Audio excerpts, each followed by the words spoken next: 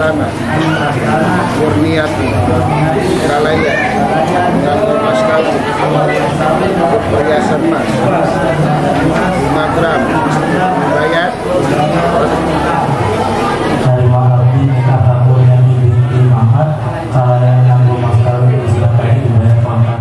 Wahai anakku, maha benar sabda Rasulullah sallallahu alaihi wasallam, ridha Allah bergantung kepada ridha orang tua, dan murka Allah bergantung pada murka orang tua. Wahai anakku, tentu engkau telah belajar mengenai hadis ini yang sangat luar biasa. Oleh sebab itu, wahai anakku, jangan lupakan orang tua. Kamu akan selamat ketika kamu pandai menyenangkan orang tua. Sebaliknya, ketika engkau membuat marah mereka, membuat sedih mereka, membuat sakit hati mereka, walaupun hanya dengan sepatah kata, tapi pasti dan pasti Allah pun akan murka kepadamu, wahai anak. Jangan pernah menyakiti hati orang tua. Jangan pernah mengecewakan mereka, walaupun mereka pernah menyakitimu, walaupun mereka pernah mengecewakanmu. Tapi jangan pernah menyakiti mereka, karena ucapan mereka dengan Allah tidak ada hijab, tidak ada penghalang. Apa yang mereka ucapkan pasti didengar oleh Allah Subhanahu wa ta'ala. Wahai anak, walaupun engkau telah memiliki keluarga tersendiri, ada suami, ada istri, dan ada anak-anakmu dari keturunanmu, jangan pernah lupa siapa yang berada di atasmu. Orang-orang tuamu itu adalah orang yang paling berjasa dalam hidupmu, yang tidak pernah kau bisa membayarnya dengan apapun harta yang kau miliki. Wahai anakku, berbakti kepada orang tua adalah kewajiban bagi setiap anak yang tidak bisa tergantikan oleh siapapun, kecuali pada seorang istri yang kedudukannya telah digantikan oleh suami. Wahai anakku, berbakti kepada orang tua termasuk faktor agung yang menyebabkan datangnya rahmat dan keberkahan dari Allah Subhanahu wa ta'ala. Di dalam Al-Quran ada untaian ayat yang di dalam huruf-hurufnya begitu menakjubkan tentang berbakti kepada orang tua. Allah berfirman, "Wa qadha rabbuka alla ta'budu illa iyyahu wa bil walidaini ihsana imma yablughanna 'indakal kibara ahaduhuma aw kilahuma fala taqul lahumā uffin wa la tanharhumā wa qul lahumā qawlan karīmā." Ayat ini tentu sering terdengar dibacakan oleh para imam, para qori, di mana Allah Subhanahu wa ta'ala memerintahkan kepada kita semua supaya menyembahnya. Dan Allah menghendaki agar kamu berbuat baik kepada ibu bapakmu dengan sebaik-baiknya. Wabil walidaini ihsana. Dan jika salah seorang di antara mereka atau kedua-duanya dari ibu dan bapak itu sampai berumur lanjut dalam pemeliharaanmu, indakal kibaro. Ini kata-kata yang luar biasa. Allah menyebutnya dengan kata indaka, padamu. Lafalnya sederhana, tapi lafal inda ini paling banyak digunakan oleh orang-orang Arab untuk menyampaikan satu kepemilikan. Indahu, indi, indaka, padamu, milikmu. Saya memiliki, saya mempunyai. Itu menggunakan kata indah.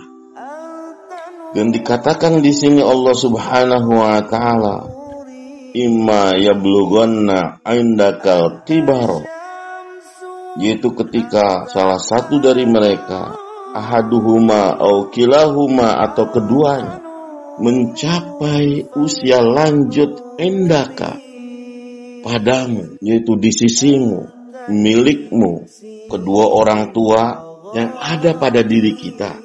Maka kewajiban semakin tua itu semakin menjadi tanggung jawab kita yang sesungguhnya.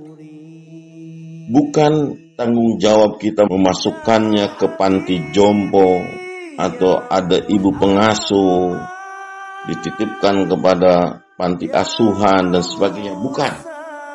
Tapi betul-betul indaka menjadi milikmu, menjadi baktimu kepada orang tua di usia yang sudah hampir berakhir. Itulah bakti yang sesungguhnya, yang disandingkan dengan beribadah kepada Allah, disandingkan dengan ketauhidan, disandingkan dengan keimanan.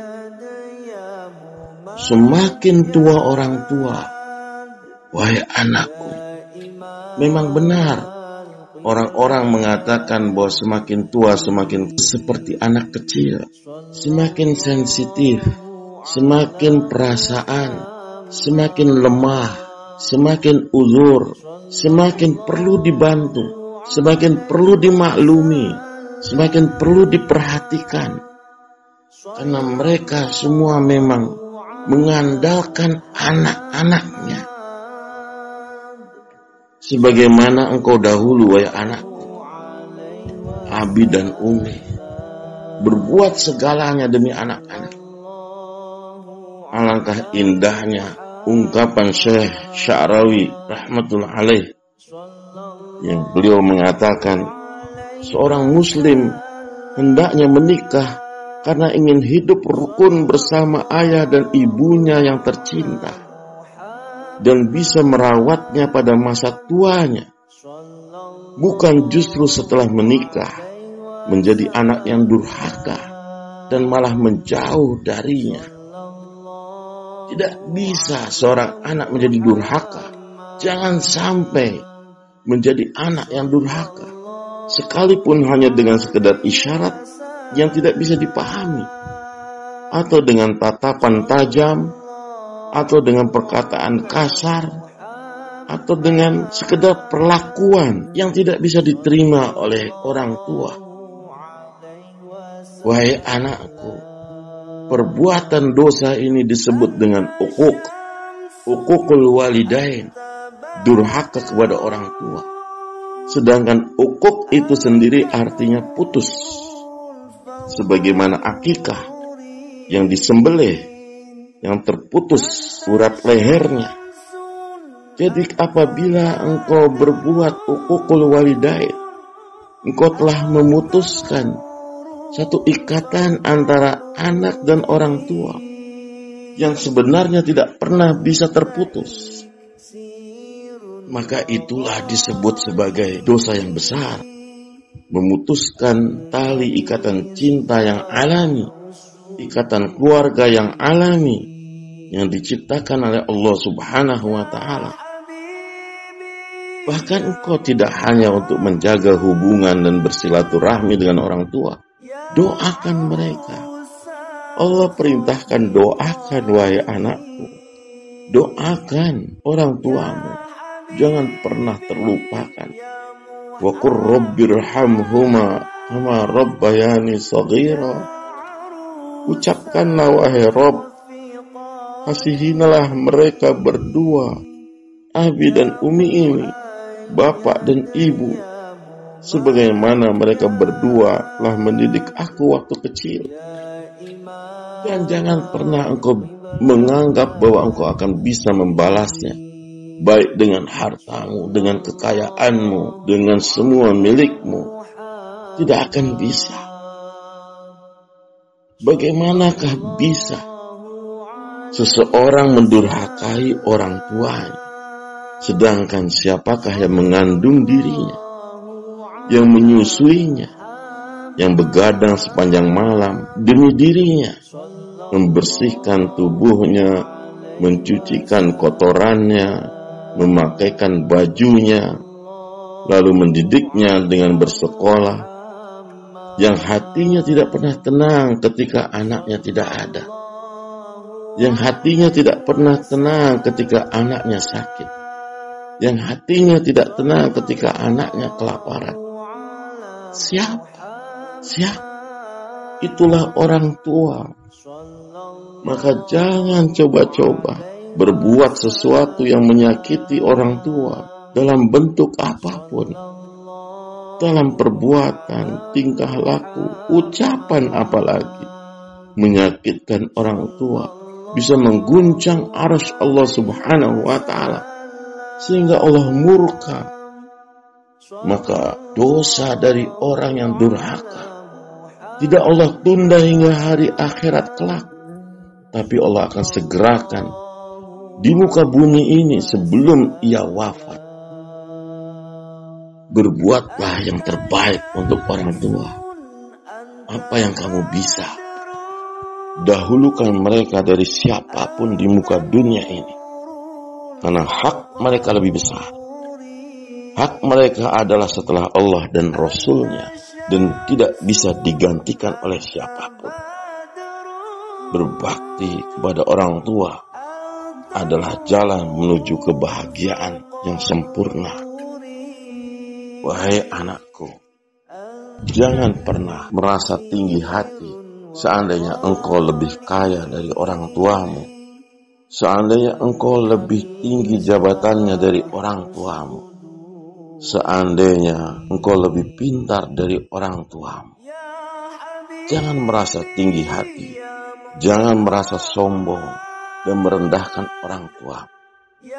Itu adalah perbuatan durhaka yang nyata, yang tidak akan diterima oleh Allah Ta'ala. Merendahlah siapapun kamu, tetap engkau berada di bawah orang tua. Senangkanlah mereka justru ketika di masa tua, ketika mereka tidak memiliki siapa-siapa kecuali anak-anaknya. Maka senangkanlah mereka dengan penyempurnaan, dengan pengabdian yang penuh, bukan hanya dengan sekedar harta, benda, tapi juga baktimu, akhlakmu, sikapmu. Itulah yang akan membuat orang tuamu bahagia. Tidak ada satupun orang tua yang menginginkan apa-apa dari anak-anaknya kecuali baktinya, kesolehannya. Dan ingat, Nabi Sallallahu Alaihi Wasallam telah bersabda, "Idza mata ibnu Adam," apabila anak Adam manusia itu meninggal dunia, semuanya akan terputus. Illa min salasin, kecuali 3 perkara, kecuali 3 hal, yang diantaranya adalah waladun soleh yad'ulah, anak yang soleh yang mendoakan. Maka jangan terputus kebaktianmu kepada orang tua, kepada Abi dan Umi ini. Walaupun Abi dan Umi telah tiada, doakan dengan setulus hati. Mendoakan orang tua tidak ada hijab di sisi Allah Ta'ala. Mendoakan orang tua pasti akan diterima, walaupun orang tua telah tiada. Maka jagalah doanya, jagalah nama-namanya di dalam doa-doamu. Wahai anakku, ini adalah amanah dari Allah dan Rasul-Nya pada setiap anak agar berbakti kepada orang tua di masa hidupnya, juga di masa matinya. Wahai anakku, untuk bakti seorang anak kepada orang tua, cobalah dengarkan kisah mengenai seorang anak di zaman Umar bin Khattab radhiyallahu anhu. Ada satu orang tua yang bernama Umayyah bin Askar Al-Kanani, dan ia memiliki seorang anak bernama Kilab. Mereka tinggal di Madinah Al-Munawwarah. Suatu ketika, Kilab ini bertanya kepada Tolha bin Ubaidillah dan Zubair bin Awam. Ia bertanya, amalan apakah yang paling utama dalam Islam? Dijawab oleh Tolhah dan Zubair radhiyallahu anhuma, jihad. Maka Kilab ini pun langsung mendatangi Umar bin Khattab radhiyallahu anhu sebagai panglima yang tertinggi di dalam pasukan kaum muslimin. Ia meminta agar Umar memberangkatkannya ke medan perang. Maka Umar pun saat itu langsung mengirimnya bersama pasukan yang diberangkatkan ke Persia. Namun menjelang keberangkatannya, ayahnya Kilab yaitu Umayyah itu datang menemui Umar dan berkata, "Wahai Amirul Mukminin, aku ini sudah tua, aku sudah lanjut usia. Aku memohon kepadamu agar tidak memberangkatkan anakku." Namun pada saat itu Kilab pun ada di situ. Kilab ini orang yang rajin beribadah, terkenal zuhud dan besar takwanya kepada Allah Subhanahu wa taala.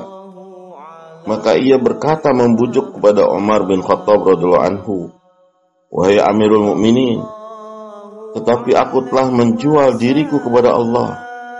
Aku menjual duniaku demi akhiratku." Mendengar hal itu, Umayyah yang begitu mencintai anaknya, sedangkan ia sudah tua renta dengan penglihatan yang sudah tidak jelas lagi, ia sudah tidak bisa apa-apa. Ia berteduh di bawah pohon kurma miliknya.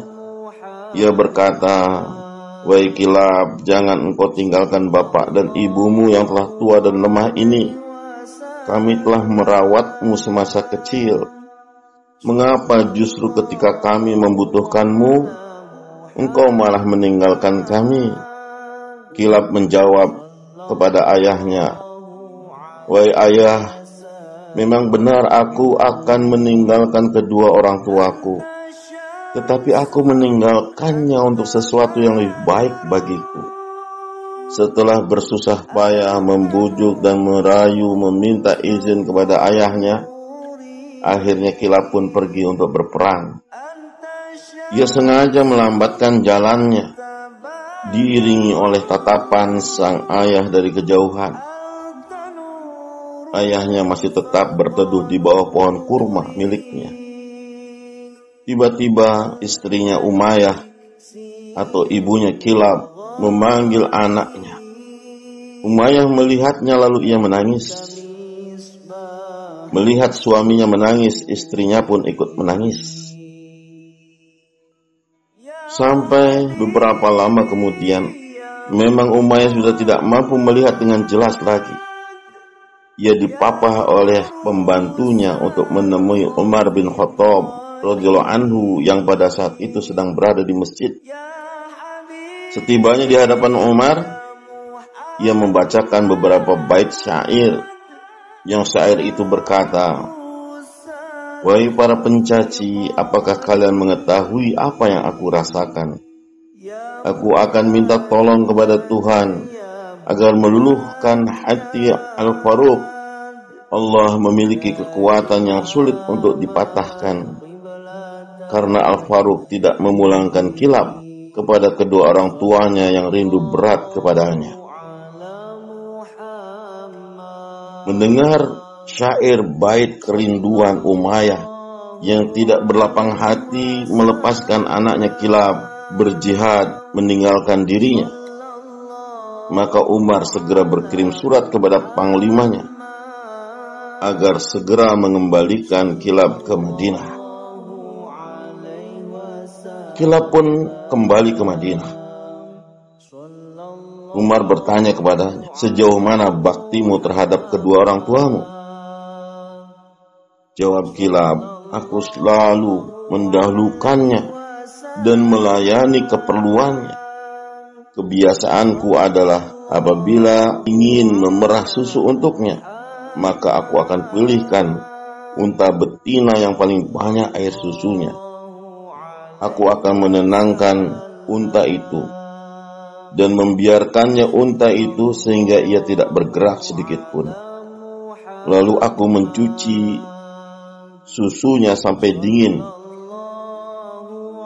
Lalu aku memerah susunya.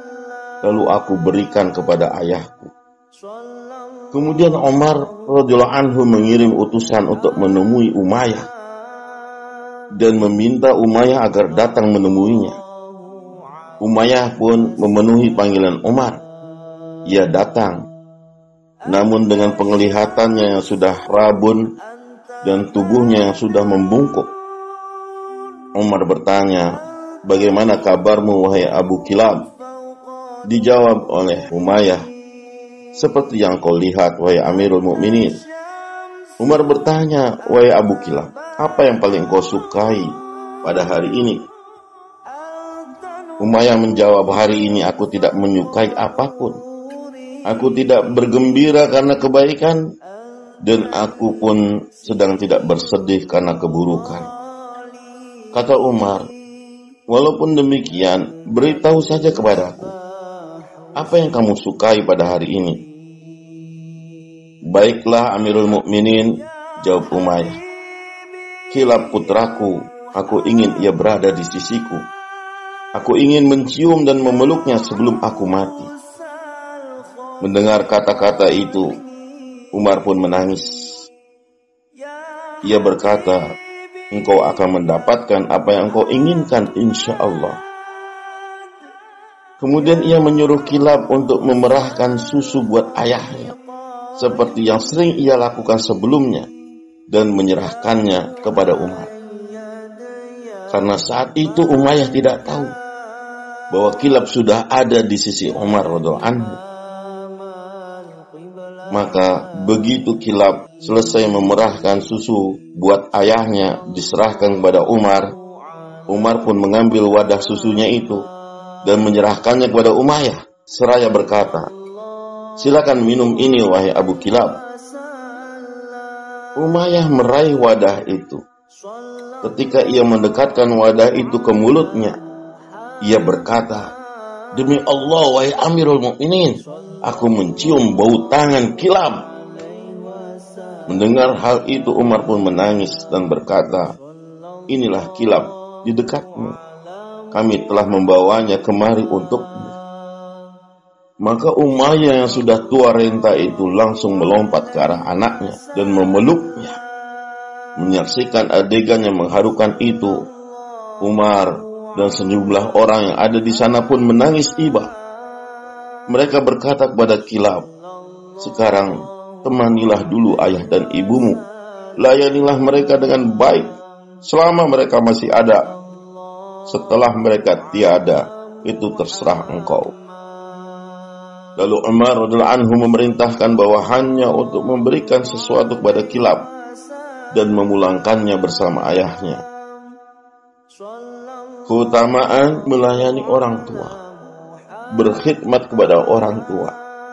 Walaupun kau sudah berpisah wahai anakku dari abi dan umi, namun tetaplah belajar berkhidmat kepada kedua orang tua, tidak mengurangi apapun walaupun engkau telah menikah. Inilah yang diharapkan. Semakin orang tua, menjadi renta, menjadi rapuh, semakin ia membutuhkan anak-anaknya. Bukan dengan uang, bukan dengan hadiah-hadiah, tapi dengan perhatian dan kasih sayang. Jangan pernah lupakan itu. Wahai anakku, ingatlah bahwa apapun perbuatan, muamalah dengan orang tua, itu adalah hutang piutang yang akan berbalas. Sebagaimana engkau memperlakukan, seperti itulah engkau akan diperlakukan. Sebagaimana engkau melayani kebaikan kepada orang tua, seperti itulah engkau akan dilayani kebaikan oleh anak-anakmu. Namun sebaliknya, sejauh mana engkau menyakiti orang tua, sejauh itu pula engkau akan disakiti oleh anak-anakmu. Oleh sebab itu, perlakukanlah kedua orang tuamu, abi dan umimu, dengan perlakuan yang engkau akan suka bila nanti anak-anakmu akan melakukannya terhadapmu. Di zaman Abdul Malik bin Marwan, ada orang bernama Manazil. yang memiliki seorang bapak yang sudah berusia lanjut, namanya Far'an. Pada waktu mudanya, Manazil ini adalah orang yang durhaka kepada ayahnya sendiri. Hingga suatu ketika, ayahnya pernah curhat atas sikap anaknya yang durhaka itu melalui untayan-untayan syair yang didengar oleh beberapa orang kerabatnya. Sehingga pada masa tuanya, Manazil ternyata mendapatkan balasan yang setimpal dengan perilakunya masa mudanya dahulu terhadap ayahnya. Ia didurhakai oleh anak kandungnya, justru di penghujung usia tuanya. Ketika ia sudah tidak tahan mendapatkan perlakuan yang buruk dari anaknya, ia pun melaporkan kepada pihak yang berwenang. Ketika pihak berwenang hendak mencabuk anaknya karena telah berbuat durhaka dan kekerasan dalam rumah tangga terhadap ayahnya sendiri, anak itu berkata, "Jangan terburu-buru menghukumku. Ini orang adalah bernama Manazil bin Far'an, yang ayahnya pernah mencurahkan perasaannya tentang perilaku buruk anaknya terhadapnya dalam syair-syair yang ia bacakan." Mendengar alibi anak itu, petugas yang tadinya mau mencabuknya berkata, "Hai orang tua, dulu engkau durhaka, dan kini engkau telah didurhakai oleh anakmu sendiri." Demikianlah keadaan apapun yang berlaku atas anak dan orang tua, dikatakan oleh para alim ulama, maka akibat dosa-dosa mereka akan disegerakan. Sebelum lagi mereka mati, mereka akan mendapatkan balasan atas kedurhakaan terhadap orang tuanya. Na'udzubillah min dzalik, wahai anakku, jangan terjadi seperti itu. Maka berbaiklah kepada abi dan umi, walaupun engkau telah memiliki keluarga sendiri. Ajarilah istrimu juga, ajarilah juga anak-anakmu untuk berbakti kepada orang tua, walau bagaimanapun keadaannya. Mereka adalah malaikat yang terbaik dalam kehidupan nyata di dunia ini. Maka sayangilah mereka, niscaya engkau akan disayangi oleh anak-anakmu. Inilah amanah yang mesti engkau terapkan dalam kehidupan dan engkau ajarkan kepada anak-anak keturunanmu.